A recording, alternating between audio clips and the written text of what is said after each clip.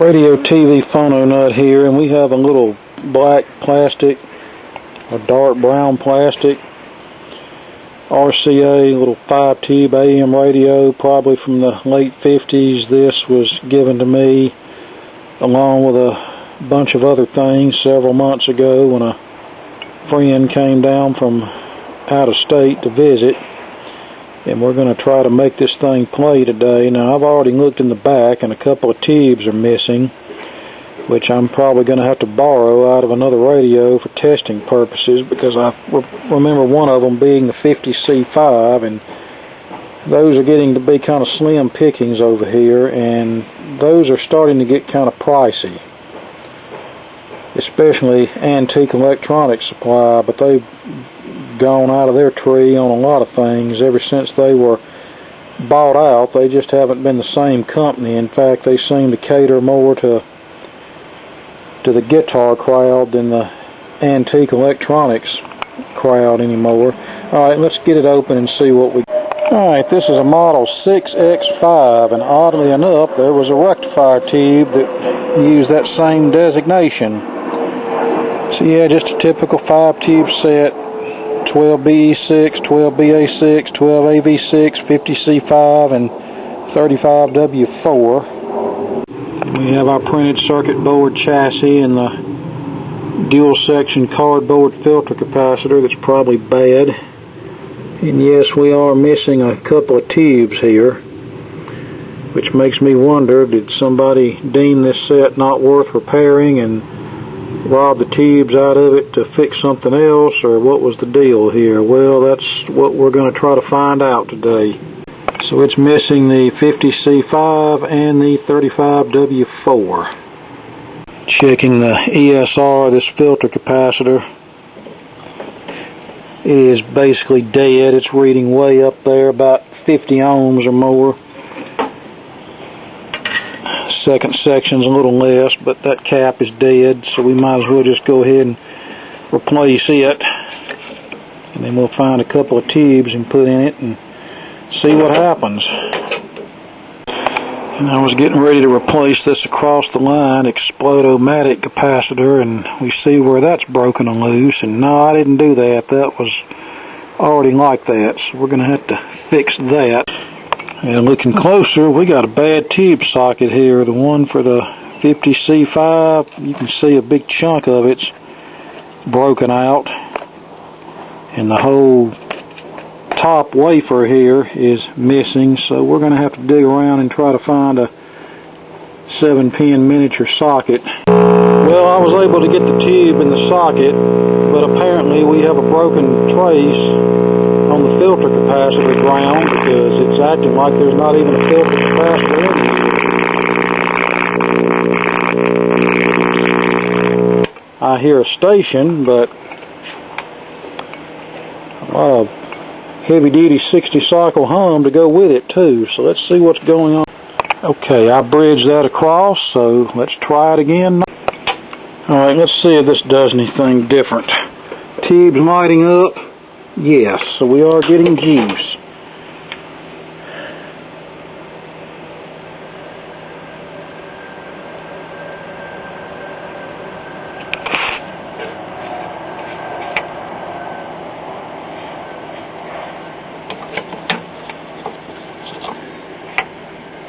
Okay, well now I'm not getting anything at all. Now I believe what's happening is this busted output tube socket is not even making contact anymore. So that's the reason it's not giving me any audio now. Well, that socket was very easy to remove. Whenever I heated the solder, it just basically crumbled and fell apart. So now we got to find a ceramic socket would be preferable for this, but I don't think I have anything like that, so we're just going to try to find a socket on a junk board and put it in here. Fortunately, I was able to locate a socket on a junk RCA board that was pretty well mutilated, and the socket's in pretty good shape, and it dropped right in. So that problem is solved. Now let's slide everything back in the cabinet and see what takes place. By the way, under that socket, that board was very black from heat, which is no real surprise. Now, I talked to my friend that gave me this, and he said actually what happened is a fella brought him this radio and one other more desirable radio for repair, and they just decided, since this was a $10 or $15 radio at best, that they would just take the tubes out of this one that was needed to fix the other radio, and the guy just gave my friend this for parts. Well, we got some hum now. Sensitive classified material that could put our country in danger. And it's playing. So we're just going to let this run for a while and make sure the IF transformers don't misbehave.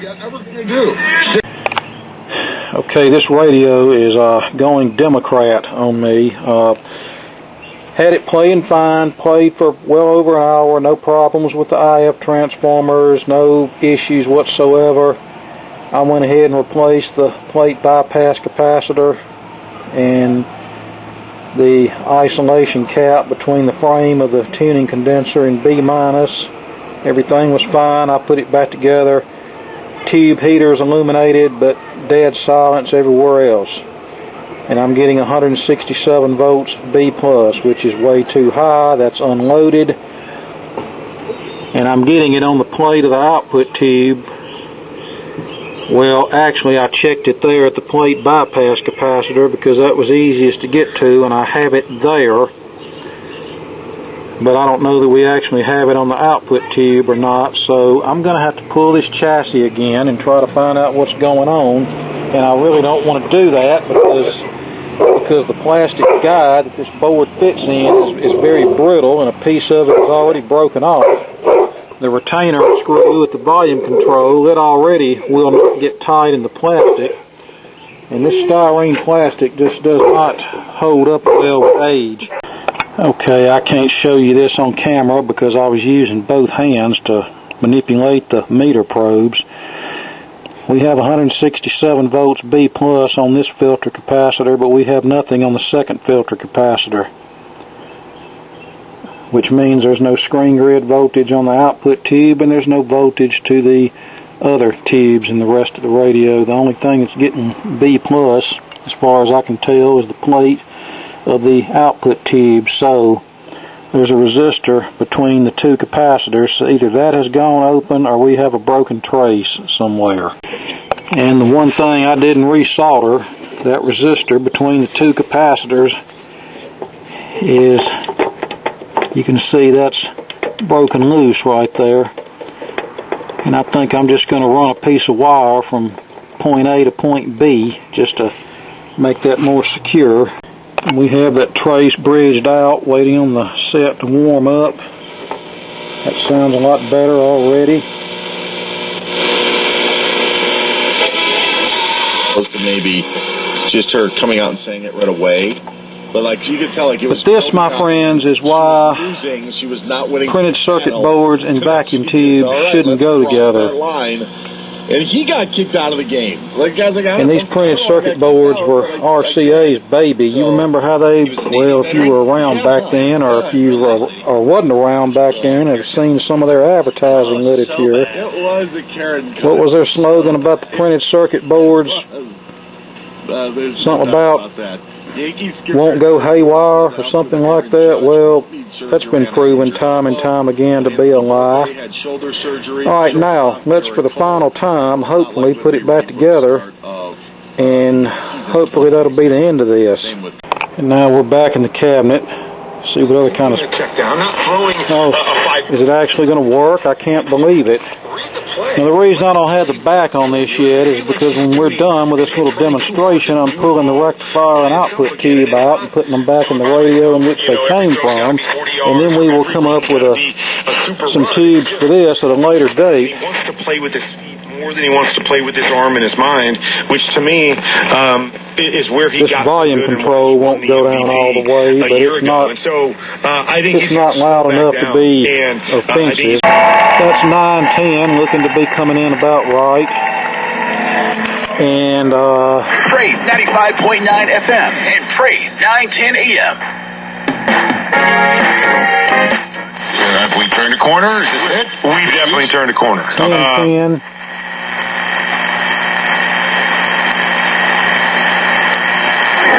You're kept up to date with SRN News, which starts right now. And here's...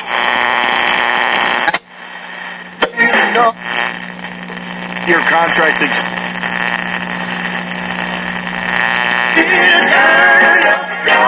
on playmakers' hands and allowing them to make plays for Patrick Mahomes.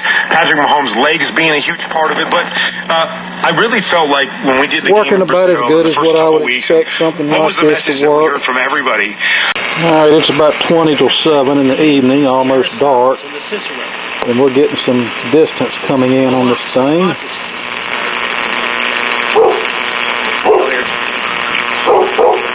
Brought to you by the Governor's Office of Highway Safety. The penalty for getting a DUI can cost up to $10,000. I thought maybe you were guessing because they've got into different cinematography.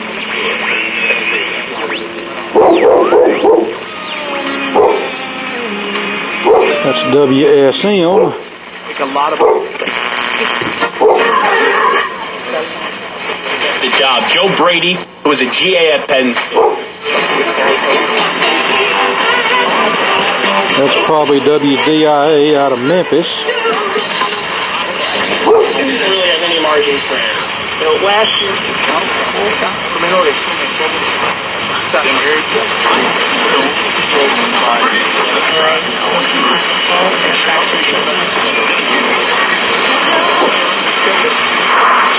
But it didn't really that you have to be... 1390 with all of their hash.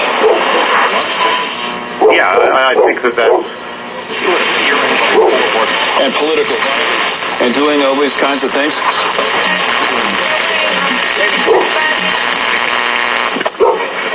Today in the Pat McAfee show, a little bit more defiant about staying at Nebraska.